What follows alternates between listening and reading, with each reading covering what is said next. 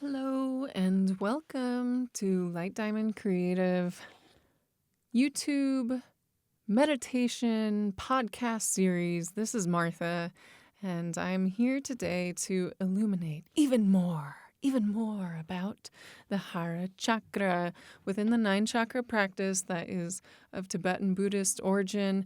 This is an ancient practice gifted to me in October 2018 by anointed Buddhist monk Vajradarshan. If this is your first time listening, welcome, and I highly recommend going to check out the previous episodes. This is episode 15, baby. There's a whole lot of amazing content waiting to be heard. And the science of meditation, which is in episode number 1, is so fascinating, especially from my perspective as a biologist. Today, we are getting into the Hara and sacred sexuality, as well as the concept of self-union and how those relate to the Hara Chakra. We'll be talking a little bit about masculine and feminine energies, talking a little bit about the higher self, the one self, and talking about, of course, self-mastery, personal responsibility, creativity, and sexuality, which is associated with this space in the 9-chakra and the 7-chakra systems. Really bringing it all in today.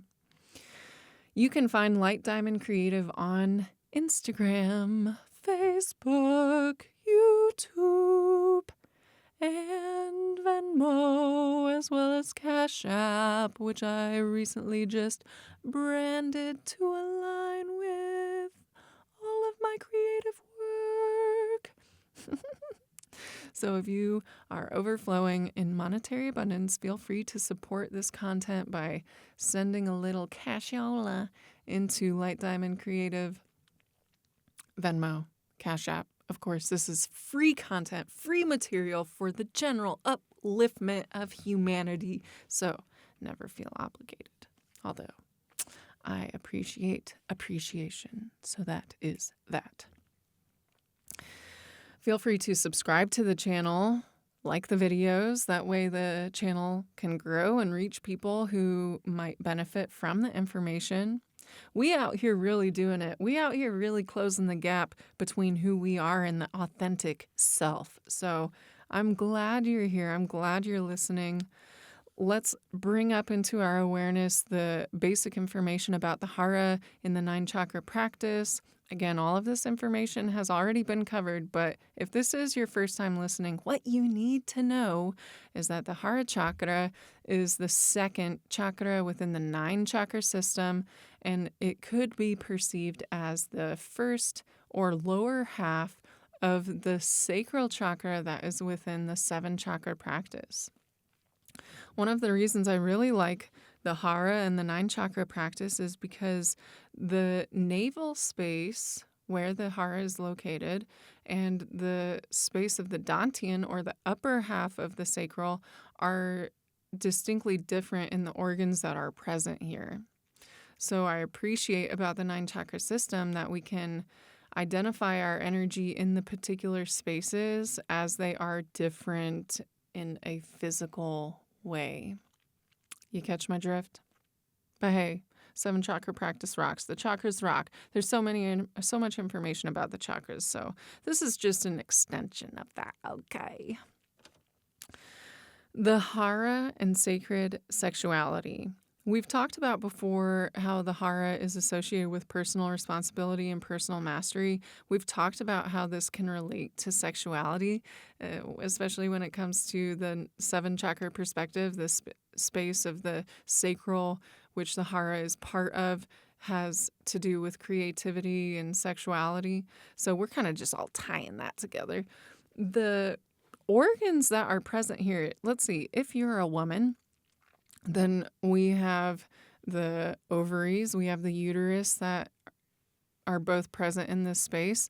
And then with the men, now listen, men, I looked up before doing this recording, like, where does all of your physiology lie when it comes to the chakras and your sex specifically?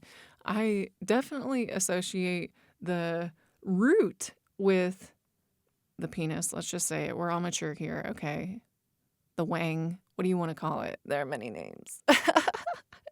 The vagina. Both of these are present in the root chakra space, and the sexual organs continue up into the space of the navel, the hara, with the uterus, with the ovaries. And I wonder if the prostate would be more associated with the root or more associated with the hara. That is a question I have yet to completely determine. So, fellas, if you are listening, feel free to give your perspective in the comments of where you think all of your anatomy lies in regards to the chakras. In any case, we have on Earth these two pretty distinct sexes naturally within the human race. And so we're going to be approaching those, although I know that we could have some people listening who identify as transgender. And hey, welcome. And here we are in the blend of masculinity and femininity. It is a perfect space to be for everybody, talking about bringing awareness to the energies of masculine and feminine, the awareness of our sexual space, however that pans out for you, for us. So when I think of the hara and the concept of self-union, well, first off, what is self-union? What does that even mean? And how would that relate to the hara? Self-union is not limited to the hara. Self-union could be applied to all chakras, and in fact, self-union could be also labeled as the experience of a kundalini awakening, which includes all of the energy centers up the spine, starting at the root.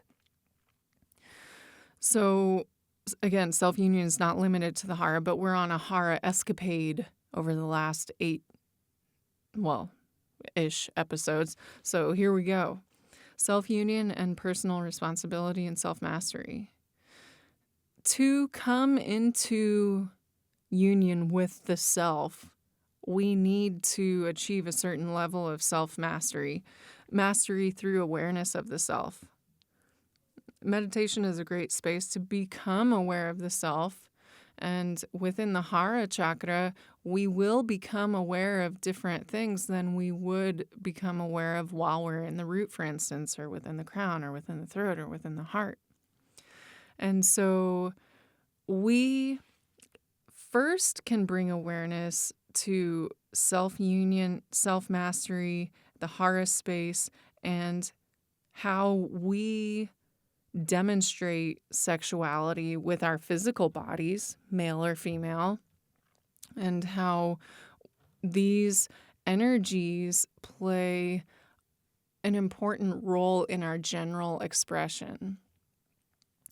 When I think of self-union, there are some other phrases that come up, other phrases that are equal to and also demonstrating the idea that self-union is getting at. Self-union, I would also say, is equal or part. Radical self-love is part of self-union. Self-mastery is part of self-union.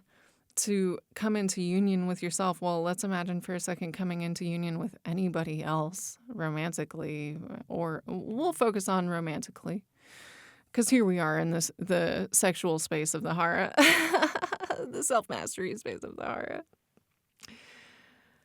Radical self-love.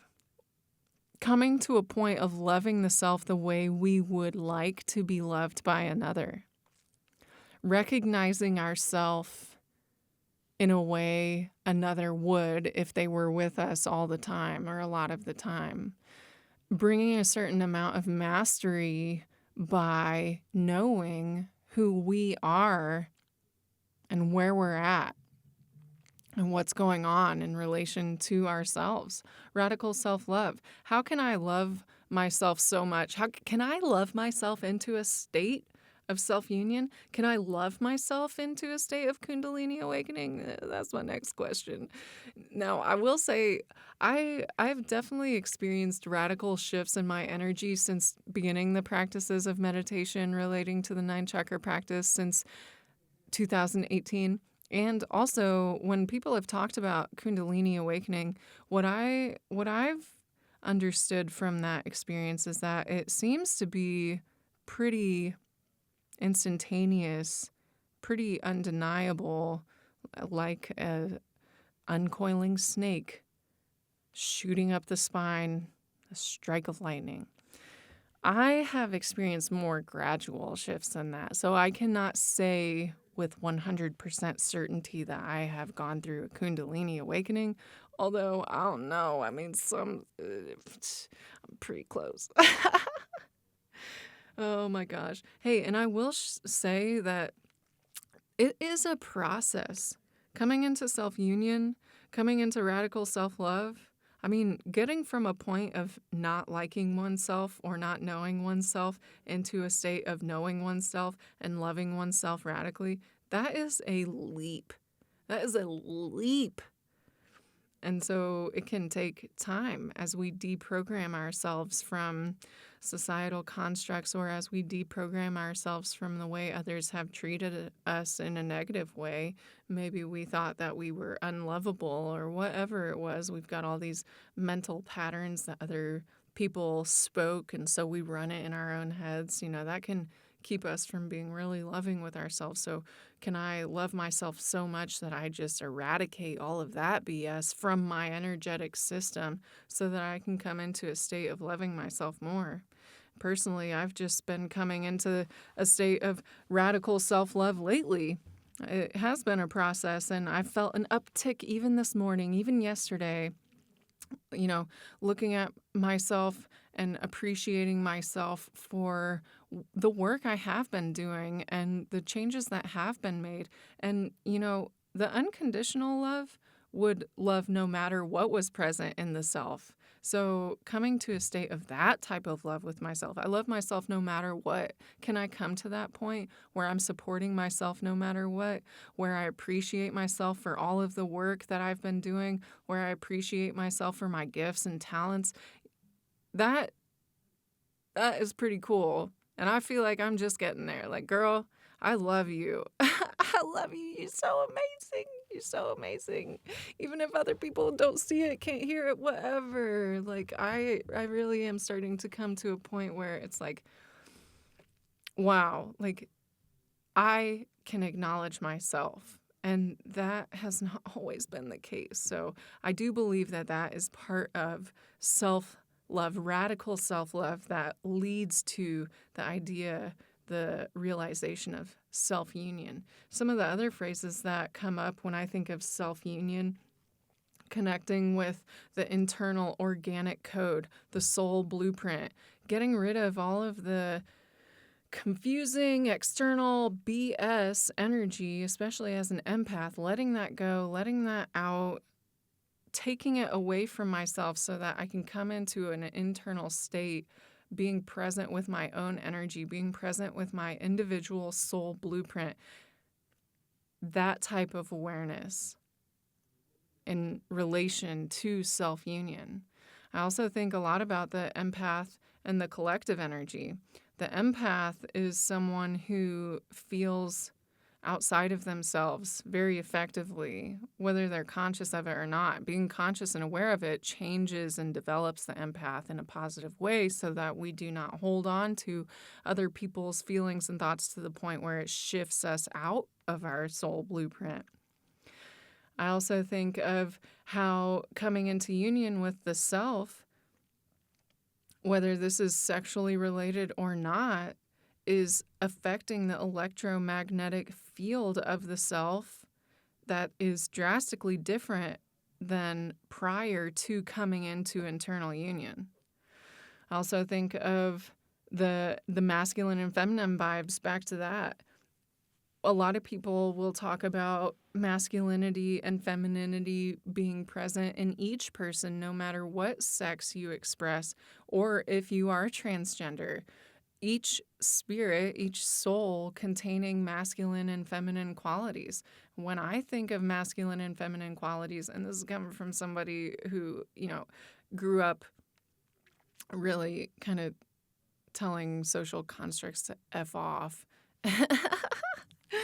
But I have sought to be more in my feminine energy, and I did come to a point of recognition where I realized that my masculine energy was overactive, overly protective, and, things like this. So even within masculine and femininity, there's the there are the shadow sides of each. There are the undeveloped sides of each. And then there are the positive, archetypal, divine aspects of each that are more present and taking up more space when the shadow stuff has been healed. So personally, for instance, something that has helped me come into more of a self-union and sacred sexuality within myself is to understand that I was in this space, I was weaker in this space, and so maybe I can pay attention more to this space. For me, it was femininity. Pay attention to femininity more and ask myself, what do I think is a beautiful way of feminine existence? What makes femininity femininity? What helped me was creating metaphors from the sexual organs. I mean, biology makes a lot of sense to me, and so building metaphors from our physiology and form seems to be an accurate way of representing masculinity and femininity. So, for example, when I think of healed femininity, I think of receptivity. And when I think of healed masculinity, I think of, well, what is the opposite of being receptive? What is a metaphor for male sex organ, which is really an external thing? Literally. And so I'll share with you some of the words that were come up with when exploring healthy femininity and healthy masculinity. Giving. Now, this isn't to say that femininity isn't giving. This is using the tool of archetypes and metaphors in our biology to heal ourselves from the inside out. We don't need to become overly attached to one word describing a girl or one word describing a guy. It's more like that word describing the internal space of femininity within that specific person.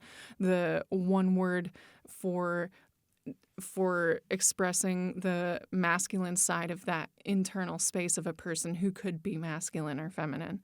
So some of the words that were come up with, let's see, we have receptivity, and then we have giving for the masculine. We have selective for the feminine. We have assertive for the masculine.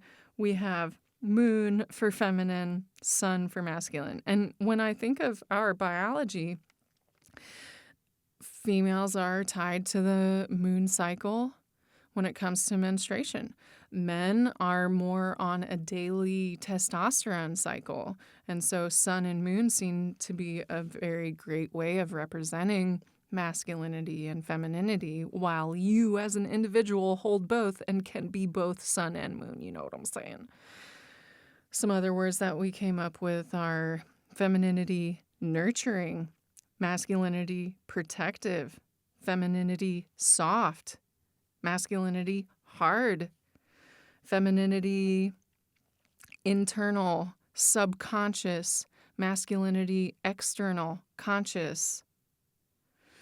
These are all just ideas, so feel free to disagree or have your own words. There was also an exploration around what is shared by both, and some of those words would be in a healed space, powerful, loving, confident, mastery, emotional, mindful, respectful, compassionate, earth conscious, evolving, supportive, patient, calculating, divine.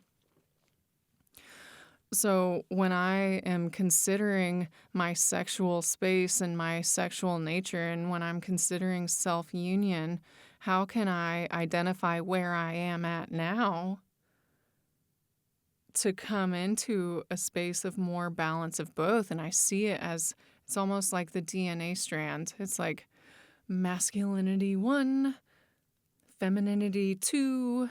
They're coming in together into this spiral, creating a balance within of the self where all positive aspects are realized. And, the shadow can also always be present. We can give the shadow side a hug. This is like, what's that movie?